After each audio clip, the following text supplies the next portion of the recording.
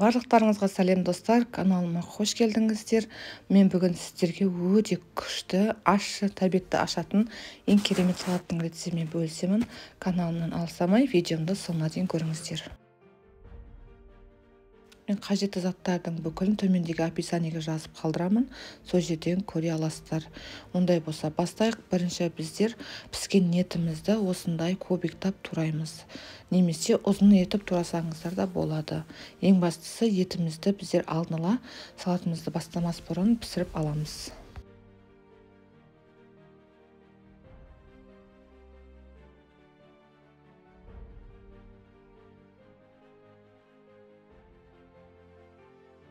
Таза ыдысымызға етімізді салып аламыз. Енді біздерге қияр керек болады. Қиярымызды осындай ұзын етіп тураймыз. Осы экранда көрсетілгенде етіп, ірілеу етіп тураймыз.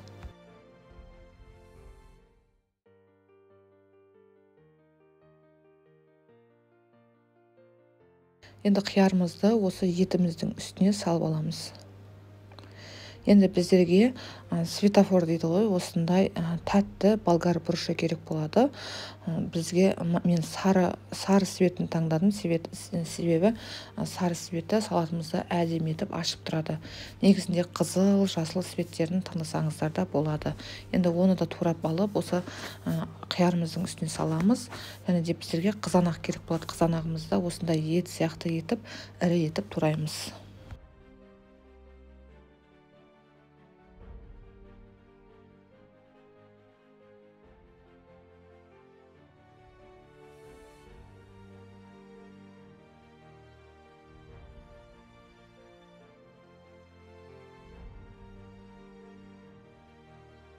Қызанағымыз дайын, енді оны да салатымыздың үстіне саламыз. Мен сіздерге айта кететін жайт, брокколиді қалай істейсіздер, қалай қайнатамыз десеңіздер, брокколиді қайнап жатқан суымызға 3 минут салып пісіріп алсаңыздар болады. Негізінде 3 минут немесе 2 минут қайнатып алсаңыздар дұрыс болады. Суымызға міндетті түрде тұз салуды ұмытпаңыздар. Сол кезінде күшті болады. Және де осы дайын салатымыздың үстіне чесногымызды саламыз. Чесногымызды осындай үккіштен өткіземіз.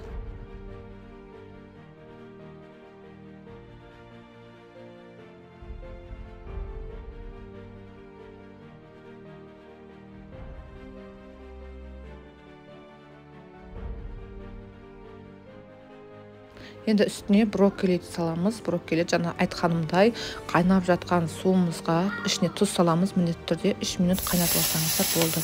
Енді осы жерде үстіне дайын салатымыздың үстінен қатты қыздырылған майымызды құямыз. Майымыз міндетті түрде қыздырып алыңыздар. Немесе жаңа зәйтүн майын қоссаңыздар да болады. Және де қыздар, мен ұмытып бара жатыр екенмін.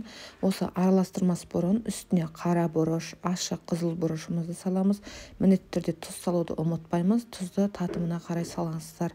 Және де жақсылап араластырамыз. Дастарханымызға дайын салатымызды әдемілеп, сәндеп қоя берсеңіздер болады.